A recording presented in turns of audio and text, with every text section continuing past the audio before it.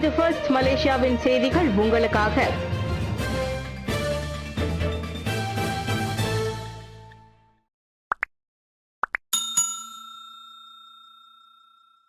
பிரதமராக அன்வாரின் அவதூறு அதிக முக்கியத்துவம் வாய்ந்தது என்பதால் நான் அவர் மீது வழக்கு தொடர்ந்தேன். மகாதீர்.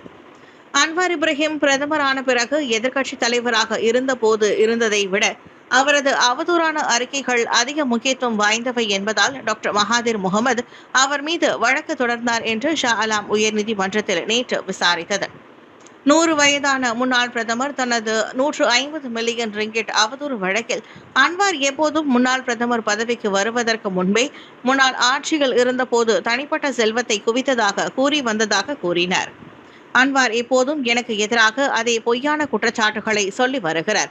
மேலும் பிரதமர் ஆவதற்கு முன்பு அவர் அப்படி செய்த போது அது அவ்வளவு பயனுள்ளதாக இல்லை. ஆனால் அவர் பிரதமரான போது அப்போதே அதே குற்றச்சாட்டுகளை சொன்னபோது அது மிகவும் பயனுள்ளதாக மாறியது. மேலும் அன்வாரிடம் எனக்கும் அன்வார் என்னிடம் சொன்னதை பிரதிபலிக்கும் இந்த விளைவு சமூக ஊடகங்களில் காணப்பட்டது. அதாவது அவர் பிரதமராக இல்லாத போது இருந்ததை விட இப்போது என் மீதான இந்த குற்றச்சாட்டுகள் வலுவாக உள்ளது என அவர் கூறினார். நேற்று காலை நீதிமன்ற ஆணையர் டொனால்ட் ஜோசப் பிராங்க்லின் தலைமையில் நடைபெற்ற வழக்கின் முதல் நாள் விசாரணையில் ஒரே வாதியின் சாட்சியாக மகாதீர் சாட்சியம் அளித்தார். பிரதமருக்கான வாக்கெடுப்பில் சனே தகைச்சி வெற்றி. ஜப்பானை ஆளும் முற்போக்கு ஜனநாயக கட்சி தலைவர் சனே தகைச்சியை அந்நாட்டின் பிரதமராக தேர்ந்தெடுப்பதற்கு நேற்று நடைபெற்ற வாக்கெடுப்பில் 237 வாக்குகளை பெற்று அவர் வெற்றி பெற்றுள்ளார். இதன் மூலம் ஜப்பான் அரசியல் வரலாற்றில் பதவியேற்க உள்ள முதல் பெண் பிரதமர் என்ற பெயரையும் பெருமையையும் சனே தகைச்சி பெற்றுள்ளார். ஜப்பான் நாடாளுமன்றத்தின் இரு அவைகளிலும் முன்னாள் பிரதமர் ஷிங்கேரு இஷிபா தலைமையிலான லிபரல் நேஷனல் ஜனநாயக கட்சி பெரும்பான்மையை இழந்ததால் இஷிபா தனது பிரதமர் பதவியை கடந்த மாதம் ராஜினாமா செய்தார். இதனை அடுத்து லிபரல் ஜனநாயக கட்சியின் புதிய தலைவராக அந்நாட்டின் முன்னாள் அமைச்சர் சனே தகைச்சி உள்கட்சி வாக்கெடுப்பு மூலம் தேர்ந்தெடுக்கப்பட்டார். இந்நிலையில் அவரை பிரதமராக தேர்ந்தெடுக்க நேற்று நடத்தப்பட்ட நாடாளுமன்ற வாக்கெடுப்பில் 465 உறுப்பினர்கள் பங்கேற்றனர். அதில் வெற்றி பெற்ற சனே தகைச்சி விரைவில் ஜப்பானின் 104வது பிரதமராக பதவியேற்க உள்ளார். மீண்டும் சிவசங்கரியின் கனவு கலைந்தது. 2025 அமெரிக்க பொது ஸ்குவாஷ் போட்டியில் தொடர்ந்து முன்னேற வேண்டும் என்ற தேசிய ஸ்குவாஷ் வீராங்கனை சிவசங்கரியின் கனவு இம்முறையும் ஈடேறாமல் போனது. பிலாடெல்பியாவில் நடைபெற்ற 2வது சுற்றில் நாட்டின் முதல்நிலை ஸ்குவாஷ் வீராங்கனையான அவர் உலகின் 18வது நிலை வீராங்கனையான எகிப்தை சேர்ந்த சனா இப்ராஹிமிடம் அதிர்ச்சி தோல்வி அடைந்தார். ஆர்லின் ஸ்பெக்டர் ஸ்குவாஷ் மையத்தில் நடைபெற்ற இவ்வாட்டத்தின் முதல் செட்டில் சிவசங்கரி 11க்கு 13 என்ற புள்ளிகளில் தோல்வி கண்டார். இருப்பினும் 2ஆம் செட் ஆட்டத்தில் தனது அபார விளையாட்டு திறனை வெளிப்படுத்தி 12க்கு 10 என்ற புள்ளிகளை அடைந்த அவர் 3ஆம் செட்டில் அந்த வெற்றியை தக்க வைத்துக் கொள்ள முடியாமல் 9க்கு 11 என்ற புள்ளிகளில் தோல்வியடைந்தார். அடுத்த ஆட்டத்தில் கடும் போட்டி நிலவிய வேளையில் இடமாற்றத்திற்கு பின்னர் சனாவின் வேகத்திற்கு ஈடு கொடுக்க முடியாததால் 10க்கு 12 என்ற புள்ளிகளில் சிவசங்கரி அவரிடம் தோல்வி கண்டார். 47வது ஆசியான் உச்சநிலை மாநாடு. 47வது ஆசியான் உச்சநிலை மாநாட்டை முன்னிட்டு பொது மற்றும் தனியார் உயர்கல்விக் கழகங்கள் கற்றல் கற்பித்தலை நேர்முகமாகவே அல்லது இயங்கலை வாயிலாகவோ நடத்த தேர்வு செய்யும் வசதியை உயர்கல்வி அமைச்சு வழங்க உள்ளது. அக்டோபர் 26 முதல் 28ஆம் தேதி வரை சாலைகள் மூடப்படுவதனால் மாணவர்கள் பாதிக்கப்படாததை உறுதி செய்ய அதன் தொடர்பான இடம், நேரம் மற்றும் தேதி ஆகியவற்றை சரிபார்த்துக் கொள்ள உயர்கல்விக் கழக தரப்பு கேட்டுக் கொள்ளப்பட்டுள்ளது. இதன் தொடர்பான மேல் விவரங்களை பெற பாதிக்கப்பட்ட மாணவர்களும் உயர்கல்விக் கழக பணியாளர்களும் தங்களின் கல்விக் கழகங்களை தொடர்பு கொள்ளுமாறு உயர்கல்வி அமைச்சு நேற்று வெளியிட்ட அறிக்கையில் குறிப்பிட்டுள்ளது. இந்நடவடிக்கை உயர்கல்விக் கழகத்தை சேர்ந்தவர்களின் நலனை உறுதி செய்வதோடு அவர்கள் தங்களின் நடவடிக்கையை திட்டமிடுவதற்கும் கற்றல் கற்பித்தல் செயல்முறை சுமூகமாக நடைபெறவும் உதவும். 47வது ஆசியான் உச்சநிலை மாநாட்டை முன்னிட்டு கிளான் பள்ளத்தாக்கு பகுதியில் உள்ள 6 நெடுஞ்சாலைகளும் 25 முக்கிய சாலைகளும் கட்டம் கட்டமாக மாற்று வழிகளுக்கு திசை திருப்பப்படுவதாக முன்னதாக ஊடகங்கள் செய்தி வெளியிட்டிருந்தன. பெட்ரோனஸ் லாங்கூர் அரசாங்கத்தின் பலவீனங்களால் பாதிக்கப்பட்டது. ஷா அலாம் பாஸ். ஏப்ரல் 1ஆம் தேதி புத்ரா ஹைட்ஸ் பகுதியில் ஏற்பட்ட எரிவாயு குழாய் வெடிப்பு தொடர்பாக 36 புத்ரா ஹைட்ஸ் குடியிருப்பாளர்கள் தொடர்ந்த வழக்கில் பெட்ரோனஸ் கேஸ் பிரஹத் நிறுவனம் பிரதிவாதியாக பெயரிடப்பட்டதை அடுத்து ஷா ஆலம் பாஸ் நிறுவனம் பெட்ரோனஸ் கேஸ் பிரஹத்தின் பாதுகாப்பிற்கு வந்துள்ளது.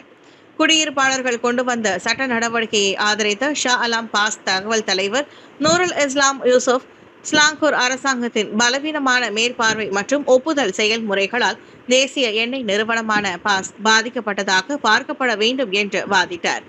மேற்பார்வை மற்றும் ஒப்புதல் அமைப்புகளில் மாநில அரசின் தோல்வியால் பெட்ரோனஸ் பாதிக்கப்பட்டுள்ளது. ஏனெனில் பின்ட்ரஸ்ட் வெஞ்சர்ஸ் சென்ட்ரியான் பிரகத் போன்ற ஒரு பிரச்சினைக்குரிய ஒப்பந்தக்காரர் சுபாங்ஜயா நகராண்மை சபையால் ஒரு முக்கியமான வழி உரிமை பகுதியில் செயல்பட அனுமதிக்கப்பட்டது என்று நேற்று ஒரு அறிக்கையில் அவர் தெரிவித்தார்.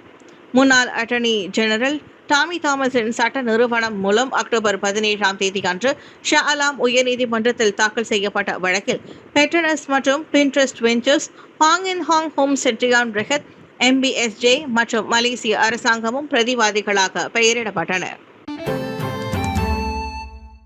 ஆசியான் உச்சி மாநாட்டை சீர்குலைக்கும் வகையில் தலைநகரில் எந்தவொரு கூட்டமும் நடத்தக்கூடாது என்று போலீசார் எச்சரிக்கை. பொது ஒழுங்கு, போக்குவரத்து அல்லது 47வது ஆசியான் உச்சி மாநாட்டை சீர்குலைக்கும் வகையில் தலைநகரில் எந்தவொரு கூட்டமும் நடத்தக்கூடாது என்று காவல்துறை கடுமையான எச்சரிக்கை விடுத்துள்ளது. கோலாலம்பூர் காவல்துறை தலைவர் ஃபாடில் மார்சிஸ் நகரத்தில் இந்த விவகாரம் குறித்து முன்கூட்டியே தகவல்கள் கிடைத்துள்ளதாகவும் பாதுகாப்பை பராமரிக்க காவல்துறை உறுதியாக செயல்படும் என்றும் பொதுமக்களுக்கு உறுதியளித்ததாகவும் தெரிவித்துள்ளது.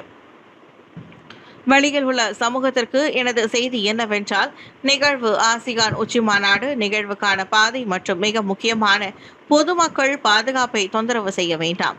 இந்த விஷயத்தில் விதிமீறல் ஏற்பட்டால் அது ஒரு குற்றமாக கருதப்படும் என்று அவர் நேற்று ஒரு செய்தியாளர் கூட்டத்தில் கூறியதாக மேற்கோள் காட்டப்பட்டது. உலக தலைவர்களும் பார்வையாளர்களும் நாட்டின் நிகழ்வை கையாள்வதை கண்காணிப்பதில் மலேசியா சர்வதேச கவனத்தை ஈர்க்கும் என்று குறிப்பிட்டு உச்சி மாநாட்டின் போது சட்ட அமலாக்கத்துடன் ஒத்துழைக்குமாறு குடியிருப்பாளர்களை ஃபாடில் வலியுறுத்தினர். அக்டோபர் 26 முதல் 28 வரை திட்டமிடப்பட்டுள்ள 47வது ஆசியான் உச்சி மாநாட்டில் ஆசியான் உறுப்பு நாடுகள் மட்டுமல்லாமல் அமெரிக்கா, சீனா, ஜப்பான் மற்றும் இந்தியா உள்ளிட்ட உரையாடல் கூட்டாளிகளும் பங்கேற்பார்கள். கூலிம் பட்டாசு வெடிப்பில் 22 பேர் காயமடைந்த சம்பவம் தொடர்பாக 2 பேர் கைது. வார இறுதியில் கெடாவின் கூலிமில் உள்ள பாயா பஜாரில் 22 பேர் காயமடைந்த பட்டாசு வெடிப்பு சம்பவம் தொடர்பாக 2 ஆண்கள் கைது செய்யப்பட்டுள்ளனர். மலேசியாவின் உத்துசான் மாகாணத்தில் உள்ள லூனாஸில் உள்ள தாவான் செரி லிமாவில் உள்ள ஒரு மருத்துவமனையின் முன் அதிகாலை 12:45 மணி அளவில் நடந்த சம்பவம் தொடர்பான முதற்கட்ட விசாரணையை தொடர்ந்து 34 மற்றும் 23 வயதுடைய சந்தேக நபர்கள் கைது செய்யப்பட்டதாக கூலிம் காவல்துறை தலைவர் சுல்கிப்லி அசிசான் தெரிவித்தார். நீண்டகால நண்பர்களான இருவரும் பாயா பெசாரில் உள்ள பிரதான சாலையின் அருகே உள்ள ஒரு திறந்தவெளி பகுதியில் பலருடன் சுற்றி கொண்டிருந்த போது சம்பவம் நடந்ததாக அவர் கூறினார். அப்போது குடிபோதையில் இருந்த முதல் சந்தேக நபர் அருகில் உள்ள ஒரு கடையில் இருந்து 200 ரிங்கிட் மதிப்புள்ள கெலாபா வகை பட்டாசுகளை வாங்கினார். பின்னர் அவர் பட்டாசுகளை சாலையோரத்தில் ஏற்கனவே அமைக்கப்பட்டிருந்த ஒரு சிலிண்டரில் வைத்தார். ஆனால் காற்றில் ஏவுவதற்கு பதிலாக அது தரையில் வெடித்தது. சந்தேக நபர் குடிபோதையில் இருந்ததால் அது தலைகீழாக நிறுவப்பட்டதாக நாங்கள் நம்புகிறோம் என்று சுல்கிப்லி கூறியதாக மேற்கோள் காட்டப்பட்டது. சந்தேக நபர்கள் இருவரும் போதைப்பொருள் பயன்படுத்தியதற்கான சோதனையில் எதிர்மறையான முடிவை எடுத்ததாகவும் ஆனால் ஒவ்வொருவருக்கும் குற்றப்பின்னணி இருப்பதாகவும் அவர் கூறினார். தீபாவளி மறுநாள் புதுடெல்லியில் புகை மூட்டம். இந்தியாவில் லட்சக்கணக்கான மக்கள் தீபாவளியை பட்டாசுகள் வெடித்து கொண்டாடிய மறுநாளான நேற்று அதன் தலைநகர் புதுடெல்லியில் புகை மூட்டம் ஏற்பட்டது. இதனால் காற்றின் தூய்மைக்கேடு அபாயகரமான நிலையை எட்டியுள்ளது. புதுடெல்லியில் உள்ள கொண்டாட்டத்தில் ஈடுபட்டுள்ள மக்கள் திங்கட்கிழமை இரவு வரை பட்டாசுகளை வெடித்ததை தொடர்ந்து அப்பகுதி முழுவதும் புகை சூழ்ந்து காணப்பட்டது. பருவகால தூய்மைக்கேடு மற்றும் நிலையற்ற வானிலைக்கு மத்தியில் இந்த மோசமான புகையும் சேர்ந்து செவ்வாய்க்கிழமை காலை அந்நகரில் பல பகுதிகளில் காற்று தூய்மைக்கேட்டு குறியீடு 350ஐ கடந்துள்ளது. உலக சுகாதார நிறுவனத்தின் பரிந்துரைக்கப்பட்ட தினசரி அதிகபட்ச அளவின்படி இது கடுமையானதாகவும் சுவாசிக்க ஆபத்தானதாகவும் கருதப்படுகிறது. அங்குள்ள வீதிகளை மோசமான புகை சூழ்ந்துள்ளதால் பெரும்பாலான அடையாள சின்னங்கள், உயரமான கட்டிடங்கள் மற்றும் வரலாற்று நினைவு சின்னங்களை தெளிவாக காண முடியவில்லை. தீபாவளியின் போது புதுடெல்லியில் பட்டாசு வெடிப்பதற்கான முழுமையான தடைக்கு இந்தியாவின் உச்சநீதிமன்றம் கடந்த வாரம் தளர்வு வழங்கியது. சீனாவுடன் நல்ல முறையில் செயல்பட ட்ரம்ப் எண்ணம். மற்றொரு நிலவரத்தில் ஆசிய நாடுகளான மலேசியா, ஜப்பான் மற்றும் தென்கொரியாவிற்கு விரைவில் பயணம் மேற்கொள்ளும் அமெரிக்க அதிபர் டொனால்டு ட்ரம்ப் கூறியிருக்கின்றார். அதோடு அவர் சீனாவுடன் தொடர்ந்து நல்ல முறையில் செயல்பட எண்ணம் கொண்டிருப்பதாகவும் ஃபியோடா செய்தி நிறுவனம் தெரிவித்துள்ளது. அமெரிக்காவிற்கும் சீனாவிற்கும் இடையே வர்த்தக பதற்றங்கள் இருந்த போதிலும் அடுத்த வாரம் தென்கொரியாவில் சீன அதிபர் ஷி ஜின்பிங் உடனான சந்திப்பை முன்னிட்டு டொனால்டு ட்ரம்ப் மீண்டும் ஒருமுறை நம்பிக்கையுடன் பேசியிருக்கின்றார். மேலும் சீனாவுடன் நியாயமான ஒப்பந்தத்தை அடைய நல்லுறவை தொடரவும் ட்ரம்ப் உறுதி கொண்டுள்ளார். வெள்ளை மாளிகையில் ஆஸ்திரேலிய பிரதமர் ஆண்டனி அல்பனீஸ் உடனான சந்திப்பின் போது அவர் இத்தகவல்களை பகிர்ந்து கொண்டார். அக்டோபர் மாத இறுதியில் ஆசிய பசிபிக் பொருளாதார ஒத்துழைப்பு உச்சநிலை மாநாட்டில் கலந்து கொள்வதற்காக தென்கொரியாவில் ஷி ஜின்பிங்கை சந்திக்க திட்டமிட்டுள்ளதாக ட்ரம்ப் முன்னதாக பலமுறை கூறியிருந்தார். எனினும் மலேசியா மற்றும் ஜப்பானுக்கான தமது திட்டமிட்ட பயணங்களை பற்றி ட்ரம்ப் வெளிப்படையாக குறிப்பிடுவது இதுவே முதல் முறையாகும். மியான்மர் மோசடி கும்பல்களின் மையமாக கே பார்க் ராணுவத்தால் சுற்றி வளைக்கப்பட்டது. மியான்மர் ராணுவம் இணைய மோசடி நடவடிக்கையை முடிவுக்கு கொண்டு வந்து 2000க்கும் மேற்பட்டவர்களை கைது செய்துள்ளதாக திங்களன்று அரசு ஊடகங்கள் செய்தி வெளியிட்டுள்ளன. தாய்லாந்து எல்லைக்கு அருகே நடந்த இந்த சோதனையின் போது டஜன் கணக்கான ஸ்டார்லிங்க் செயற்கைக்கோள் இணைய முனையங்களும் கைப்பற்றப்பட்டன. மியான்மர் சைபர் ஸ்கேம் நடவடிக்கைகளை நடத்துவதில் பெயர் பெற்றது. இவை உலகெங்கிலும் உள்ள மக்களிடமிருந்து மோசடிகள் மூலம் பணம் பறிப்பதற்கு பொறுப்பானவை.